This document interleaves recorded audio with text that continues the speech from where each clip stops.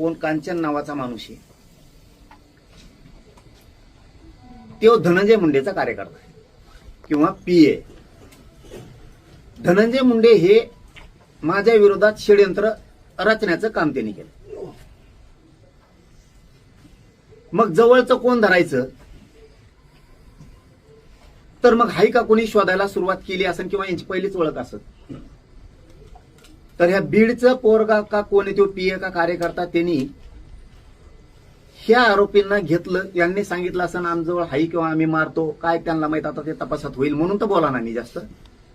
त्याला परळीला नेलं, त्या बीडच्यानं रेस्ट हाऊसला. आणि तिथं एक मोठी बैठक सुरू होती. ती बैठक धनंजय मुंडेने सोडली. हे आल्याला कळालं की याच्यापाशी 10-20 मिनिटाचा वेळ दिला आधी.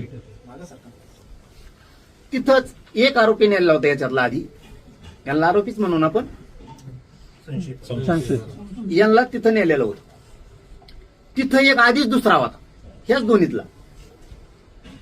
तो बाहेर आल्यावर तो म्हणला आता शोधावं लागेल काय आहे काय नाही. धनंजय मुंडे संग चर्चा करून बाहेर आल्याला ह्यो म्हणला आता शोधावं लागेल. तेवढ्यात तो म्हणला माझ्याजवळ हायलय मोठ, मी लागन ते देतो. मग यांची तिथं इकडे आल्यावर 2 कोटीत का काय त्यांचं ते ठरलं आणि 50 लाख एक्स्ट्रा म्हणजे 2.5 कोटीत त्यांचं ठरलं. याच्या आधी त्यांनी 5 ते 6 करोड रुपये नाशिलेले असे.